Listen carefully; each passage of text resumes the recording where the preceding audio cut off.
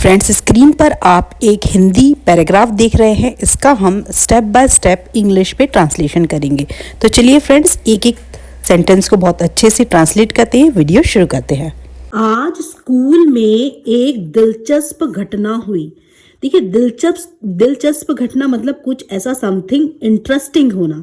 ठीक है, इसे कहते हैं दिलचस्प घटना। और समथिंग इंटरेस्टिंग घटना हुई, होने को हम कहते हैं हैपन। पास्ट का एक्शन है, इसीलिए हैपेंड हो जाएगा। कहाँ हुई? एट द स्कूल, स्कूल में। पर्टिकुलर एट प्लेस की बात कही गई है, इसीलिए एट प्रीपोजिशन आएगा। और आज के लिए हम यूज करेंगे today. So sentence translation will be something interesting, something interesting हुई, समथिंग इंटरेस्टिंग हैपेंड। हैपेंड कहाँ हुई? At school, at school today. So आज स्कूल में एक दिलचस्प घटना हुई। Something interesting happened at school today. ये चूंकि एट प्रीपोजिशन इसलिए आया है क्योंकि यहां पर्टिकुलर एक प्लेस की बात करी है, स्कूल की बात कही है। जैसे ही मैं कक्षा में पहुंचा, मैंने सभी बच्चों से कहा, सब लोग अपना होमवर्क निकालो। जैसे ही मैं कक्षा में पहुंचा, इसके लिए होता है as soon as I entered the classroom. जैसे ही के लिए as soon as I reach the home, as soon as I reach the office, वैसे ही होगा as soon as I entered the classroom. ठीक है, as soon as I entered. Second form of verb आई, एंटर का entered हो गया है क्योंकि यहां पर पास्ट का एक्शन है, पास्ट टेंस यूज हुआ है, इसीलिए सेकेंड फॉर्म ऑफ वर्ब आई है। ठीक है, द क्लासरूम। अब देखिए यहां पर जैसे ही मैं कक्षा में पहुंचा, as soon as I entered the classroom, इसे आप इस तरीके से भी कह सकते हैं, I walked into the classroom. आपके इस जो तरीके को, आपकी भावनाओं को प्रकट करने के बहुत सारे तरीके हैं जिसे कि आप अलग अलग तरीके से कह सकते हैं। I walked into, I walked into the classroom, ये भी सही है। जैसे हम हिंदी में भी अलग अलग तरीके से कहते ही है ना, वैसे ही इंग्लिश में भी हम कह सकते हैं as soon as I entered the classroom या फिर as soon as I walked into the classroom, दोनों ही सही है। मैंने सभी बच्चों से कहा, आई सेड सब लोग अपना होमवर्क निकालो। Everyone take out your homework. निकालने को हम कहते हैं टेक आउट। ठीक है, यहां हम phrasal verb take out use करेंगे। तो I said everyone take out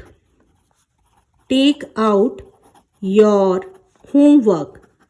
बहुत ही कॉमन कन्वर्सेशन वाला सेंटेंस है। हम अपने बच्चों से भी बोलते ही हैं कि अपना होमवर्क निकालो। Everyone take out your homework. अपने बच्चों से आप बोल सकते हैं टेक आउट योर होमवर्क। ठीक है, इसे स्पोकन इंग्लिश में यूज करें। सभी बच्चों ने अपनी कॉपियां निकाली लेकिन रोहन चुपचाप बैठा रहा। अब देखिए, सभी बच्चों ने के लिए आएगा ऑल द स्टूडेंट्स। निकाली के लिए हम टेक यूज करते हैं। टेक का हो जाएगा यहां पर phrasal verb took out use करेंगे।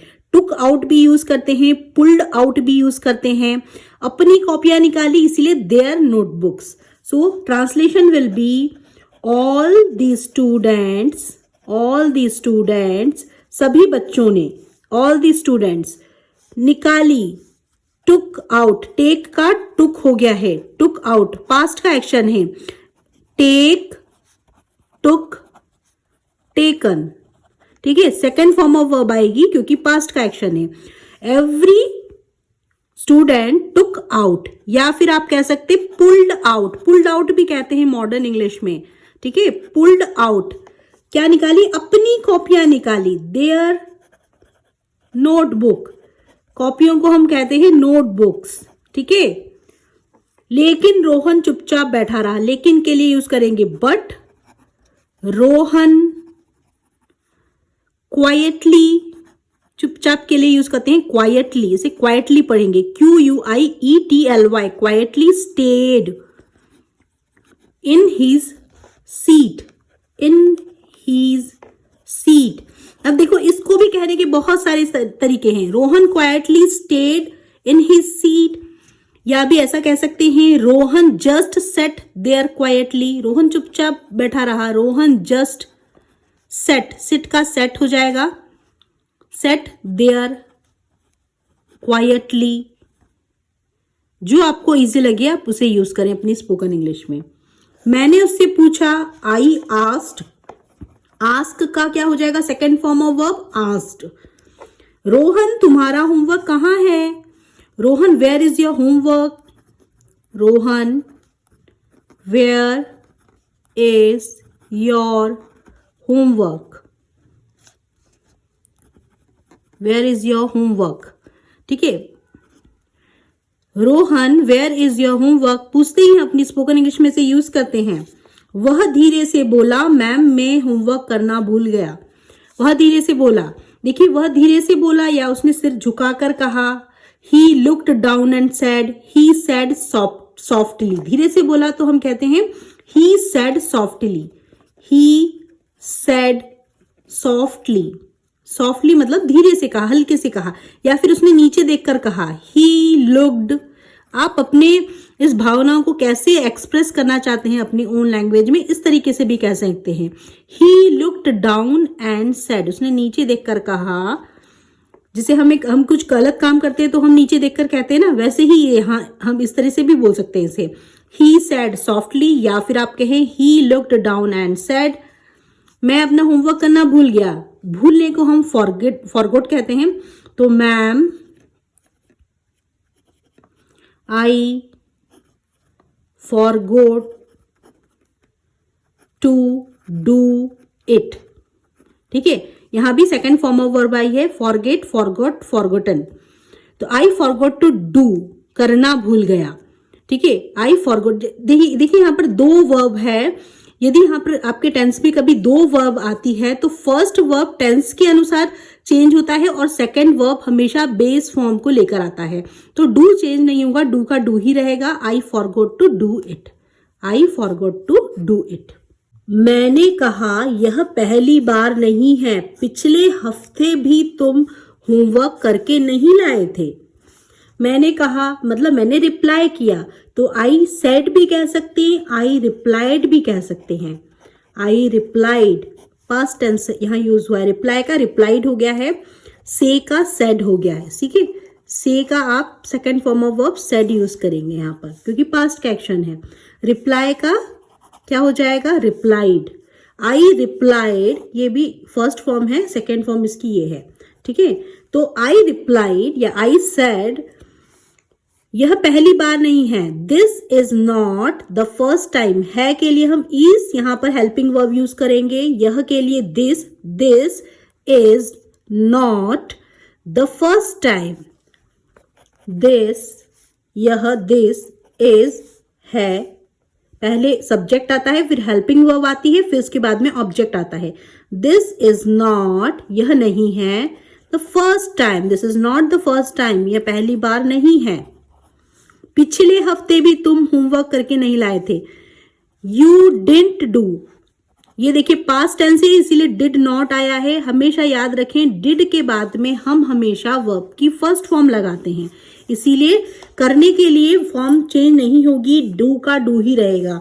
You did not do, form change नहीं हुआ है, फर्स्ट फॉर्म ऑफ वर्ब आएगी आपका डिड के बाद में, हमेशा याद रखें। ठीक है, डिड के बाद में हमेशा वर्ब की फर्स्ट फॉर्म आती है, ये आपको हमेशा याद रखना है, यहाँ पर ग्रामर में एरर नहीं करना है। ठीक है, this is not the first time you did not do your homework, तुम्हारा homework, you did not do your homework last week, पिछले हफ्ते, सप्ताह को हम वीक कहते हैं। You did not do your homework last week, भी के लिए हम यहाँ पर यूज करेंगे either. So whole translation will be, this is not the first time you did not do your homework last week either. Rohan bola, Rohan said, sorry ma'am,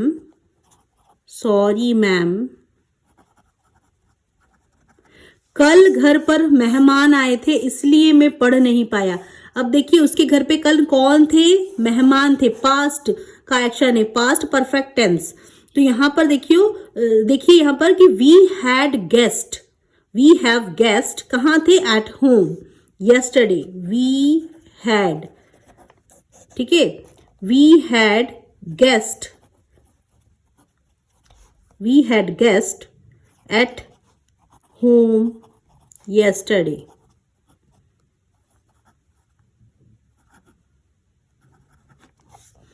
ठीक है, we had थे के लिए आपका यहां पर हमने हेल्पिंग वर्ब हैड यूज किया है। We had guest at home yesterday, इसलिए मैं पढ़ नहीं पाया, मैं पढ़ नहीं सका, इसलिए सके के लिए हम कुड नॉट यूज करते हैं। कुड जो है मॉडल वर्ब वो पास्ट फॉर्म है। कैन की मैं पढ़ नहीं सका, मैं पढ़ नहीं सकता, आई कैन नॉट स्टडी, ठीक है, मैं पढ़ नहीं सका पास्ट का एक्शन है, इसीलिए होगा I could not study, I could not study. Could के बाद में भी हमेशा वर्ब की फर्स्ट फॉर्म आती है, ये याद रखना है, ठीक है। तो आई कुड नॉट स्टडी। मैंने कहा बहाने बनाने से कुछ नहीं होगा। देखिए मैंने कहा आई सेड, बहाने बनाने से कुछ, बहाने बनाने को हम कहते हैं एक्सक्यूजेस, ठीक है, बनाना, मेकिंग एक्सक्यूजेस। होगा, कुछ नहीं होगा, मतलब तुम्हें वो हेल्प नहीं करेगा, want help, making excuses want help. क्या होगा, मेकिंग एक्सक्यूजेस, बहानों को हम कहते हैं एक्सक्यूज। तो मेकिंग एक्सक्यूजेस मतलब बहाने बनाने से कुछ नहीं होगा, मतलब won't help, would not help मतलब तुम्हें वो हेल्प नहीं करेगा, won't help. Making excuses won't help, तुम्हें अपनी पढ़ाई की जिम्मेदारी खुद लेनी होगी, ठीक है। You need to take responsibility for your studies, you need, तुम्हें जरूरत है, यू नीड टू टेक, तुम्हें अपने रेस्पॉन्सिबिलिटी लेने की खुद जरूरत है। You need to take responsibility मतलब होता है जिम्मेदारी, रेस्पॉन्सिबिलिटी,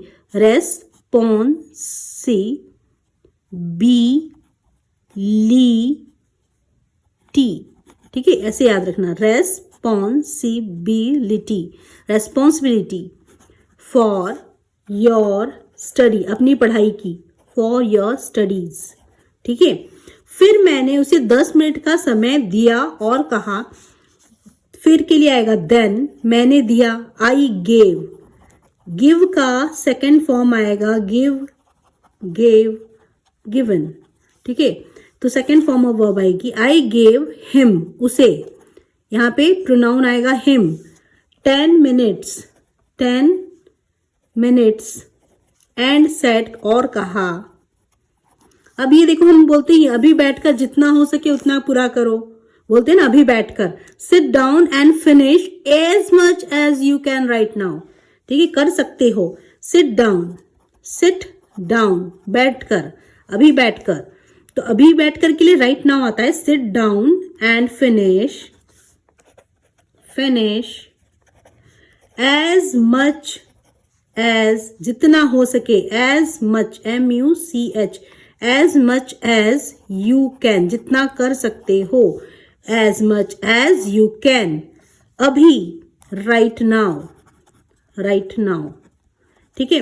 तो अब देखिए यहां पर translation, then I gave, second form of verb I him, pronoun him use हुआ है उसके लिए, 10 minutes and said, sit down, बैठकर, एंड फिनिश, कंप्लीट करो, पूरा करो, as much as you can, जितना कर सकते हो, राइट नाउ मतलब अभी। So whole translation will be sit down and finish as much as you can right. मैंने उसकी डायरी में एक नोट भी लिखा और कहा, आज ये डायरी अपने पापा मम्मी को जरूर दिखाना। हम बोलते ही इसे अपनी स्पोकन इंग्लिश में यूज करते हैं। मैंने उसकी डायरी में एक नोट भी लिखा, तो इसके लिए आएगा, I also wrote a note in his school diary. I also, भी लिखा के लिए आई ऑल्सो रोट। देखिए रोट जो है वो राइट की सेकेंड फॉर्म है, राइट, रोट, रिटन। चूंकि हमारा पास्ट का एक्शन है, लिखा को हम कहेंगे रोट, ठीक है, सेकेंड फॉर्म ऑफ वर्ब आएगी यहां पर। तो आई ऑल्सो रोट, पहले आएगा सब्जेक्ट, उसके बाद में आएगा आपका वर्ब, उसके बाद में रेस्ट, जितना भी ऑब्जेक्ट। तो I also wrote a note, note लिखा इन हीज, उसकी डायरी में, in his school diary, in his school diary. And said और कहा, आज यह डायरी अपने मम्मी पापा को जरूर दिखाना। प्लीज शो दिस, दिखाने को हम कहते हैं show. Please show this note to your parents today, note to your parents today, please show this note to your parents today. छुट्टी के समय उसके पापा स्कूल आए। तो क्या होगा, छुट्टी के समय मतलब at the end of the school, end of the school day, ठीक है, at the end of the school, at the end of the school, छुट्टी के समय।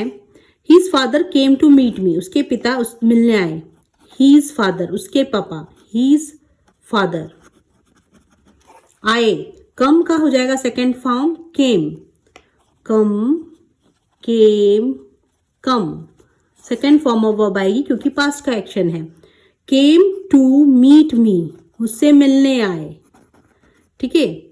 एंड सेड, ही सेड, उन्होंने कहा, मैम मुझे माफ कर दीजिए, आगे से मैं ध्यान रखूंगा कि रोज होमवर्क करें। I am sorry ma'am, he said, I am sorry ma'am. I will, देखो ध्यान रखूंगा, आई विल मेक श्योर, ये बहुत ही कॉमन है स्पोकन इंग्लिश में। आई विल मेक श्योर मतलब मैं ध्यान रखूंगा, आई विल मेक श्योर। इसे हमेशा अपने स्पोकन इंग्लिश में यूज करने की कोशिश करें, जिससे कि ये जो है आपका फ्रेज जो है आपके टंग में चढ़ जाए, आपके day to day spoken English का हिस्सा बन जाए। मैं आगे से ध्यान रखूंगा, आई विल मेक श्योर, किस चीज का, कि यह रोज होमवर्क करे। करने को हम डू कहते हैं, सिंगुलर है इसीलिए डज आएगा। He does his homework, he does his homework, simple tense, simple present tense. He does his homework every day, रोज करे। फ्रॉम नाउ ऑन मतलब आज से ही, फ्रॉम नाउ ऑन, मैं आज से ही ध्यान रखूंगा। नाउ ऑन मतलब आज से ही, फ्रॉम नाउ ऑन मतलब आज से ही। ही डज, ही सिंगुलर है इसीलिए डज आएगा। यदि ही की जगह वी आता तो वी डू आता, ठीक है। सिंगुलर ही, शी, इट के साथ में डज आता है और यू, वी, दे, आर के साथ में आता है डू। तो he does his homework every day, ये अपना रोज होमवर्क करे फ्रॉम नाउ ऑन, आज से ही। I will make sure he does his homework every day from now on. मैंने मुस्कुराकर कहा, मुझे सजा देने में नहीं, बच्चों को सुधारने में विश्वास है। देखो यहां पर वो कह रही है मैम कि I smiled and replied, I smiled and replied, जवाब दिया उन्होंने। स्माइल का स्माइल हो गया, रिप्लाई का रिप्लाइड हो गया क्योंकि पास्ट का एक्शन है। उन्होंने कहा मैं यहाँ पर बच्चों को विश्वास करती हूँ कि बच्चे कैसे सुधर जाएं। मेरे को यहाँ पर उनको है ना सजा देने का, पनिशमेंट देने का कोई मेरा मोटिव नहीं है। आपको यदि ऐसा कहना हो कैसे कहेंगे आप, I am not here to punish children, I am here to help them learn and improve, ठीक है। वेरी नेचुरल वे, आप बिल्कुल कहिए नेचुरल वे में। आई एम नॉट हियर, मैं यहाँ पर है ना पनिशमेंट देने के लिए नहीं हूँ। I am not here, here मतलब यहाँ पर, to punish children, punish children, बच्चों को पनिशमेंट करने के लिए मैं यहाँ नहीं हूं, मैं बच्चों को सुधारने के लिए हूं। I am here to help them, मैं उनकी मदद करने में, सिखाने के लिए और इम्प्रूव करने के लिए। Learn and improve, I am here to help them learn and improve, ठीक है।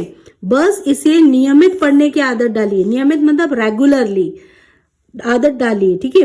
तो इनको एनकरेज करना है बच्चों को, just encourage, just encourage, encourage मतलब उन्हें उत्साहित करना है, उनके अंदर मोटिवेशन डालना है कि तुम्हें रोज पढ़ना है, रेगुलरली तुम्हें पढ़ने के लिए बैठना ही है, ऐसा इसका मीनिंग निकल रहा है। जस्ट एनकरेज हिम, उन्हें, उसे, to study regularly, to study regularly, नियमित रूप से, रोज डेली पढ़ने की आदत डालनी है, ठीक है। या फिर देखो आप इस तरीके से भी इसको कह सकते हैं, I believe is correcting children not punishing them, just help him build a regular study habit. इस तरीके से भी इस पूरे सेंटेंस को ना आप इस तरीके से भी कह सकते हैं। उसका अनदर वर्जन मैं आपको बताती हूँ। आई बिलीव, मैं इस बात के ऊपर बिलीव करती हूँ, विश्वास रखती हूँ। आई बिलीव इन करेक्टिंग मतलब सुधारने में। चिल्ड्रेन, मैं बिलीव करती हूँ, I believe in correcting children, बच्चों को सुधारने में विश्वास रखती हूँ। नॉट पनिशिंग दैम, उन्हें पनिशमेंट देने में नहीं रखती हूँ विश्वास। पनिशिंग दैम, उन्हें बस रोज पढ़ने की आदत डालो। जस्ट हेल्प हिम बिल्ड मतलब उसके अंदर तैयार करो। Build a regular study habit, build a regular study habit, जो आपको इजी लगे आप उस तरीके से अपने भावनाओं को एक्सप्रेस करें। रोहन ने कहा, मैम मैं वादा करता हूं कि कल मैं अपना होमवर्क समय पर करूंगा। रोहन सेड, मैं वादा करता हूं। आई प्रॉमिस, क्या कहते हैं, सिंपल प्रेजेंट टेंस यहां पर।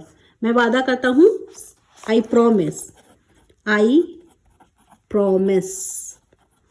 ठीक है, कि कल से ही मैं अपना होमवर्क समय पर करूंगा। अब ये फ्यूचर की बात कर रहा है। आई विल कंप्लीट या I will do my homework on time, समय पर करूंगा, फ्रॉम टुमारो, ठीक है। आई विल कंप्लीट, पूरा करूंगा, आई विल कंप्लीट। या फिर आप ऐसे कह सकते हैं आई डू, ठीक है। I will complete, I do my homework on time मतलब समय पर। ऑन टाइम का मतलब यहाँ पे निकल रहा है समय पर, ठीक है। I promise I will do my homework on time, I promise I will complete my homework on time from tomorrow, कल से ही, फ्रॉम टुमारो, कल से ही, ठीक है। फ्रेंड्स, एक और चीज़ मैं आपके साथ में शेयर करना चाहती हूँ। मैंने अपने बच्चों के लिए ये ट्रेंडी वॉच खरीदी है फ्लिपकार्ट से, और इसमें बहुत सारे कलर्स भी हैं और बहुत सारी डिज़ाइंस भी हैं। आपको जो भी डिज़ाइन पसंद है आप उनके लिए ऐसा खरीद सकते हैं, किसी को गिफ्ट भी कर सकते हैं। तो ये बहुत ही रिजनेबल रेट पर आपको मिल जाएगी और आपके बच्चों के फेस पर एक प्यारी सी क्यूट सी स्माइल भी छोड़ देगी, जो कि मेरे बच्चों के फेस पर भी आपको देखने को मिल सकती है। तो फ्रेंड्स, आप ज़रूर इस वॉच को खरीदें, और इसका जो है मैंने डिस्क्रिप्शन बॉक्स में लिंक दे दिया है, शेयर कर दिया है, तो आप वहाँ पर जाके इस वॉच को खरीद सकते हैं। वहाँ पर बहुत सारे मल्टीपल ऑप्शंस हैं और आप वहाँ से इसे शॉप कर सकते हैं, बहुत ही रिजनेबल रेट पे हैं। तो यदि किसी का बर्थडे है तो आप उसे बर्थडे गिफ्ट कर सकते हैं, या फिर आप यदि जैसे रक्षाबंधन आ रही है तो आप इसे छोटा सा रिजनेबल रेट में एक गिफ्ट भी दे सकते हैं अपने बच्चों को। तो आप ये वॉच यदि खरीदना चाहते हैं तो आप मेरे डिस्क्रिप्शन बॉक्स में जाकर वहाँ से इस लिंक को क्लिक करके आप इन वॉचेस को खरीद सकते हैं फ्लिपकार्ट में। सो फ्रेंड्स, आई होप आपको वीडियो पसंद आई होगी। If this video add any value in your English learning journey, please do subscribe my channel and don't forget to hit the bell icon, जिससे कि मुझे आपका प्यार और मोटिवेशन मिलता रहे और मैं आपके लिए इस तरीके की ढेर सारी इंग्लिश लर्निंग की कंटेंट्स लाती रहूँ। So thanks for watching my videos. Keep learning, keep growing, keep watching. Thanks for watching my videos.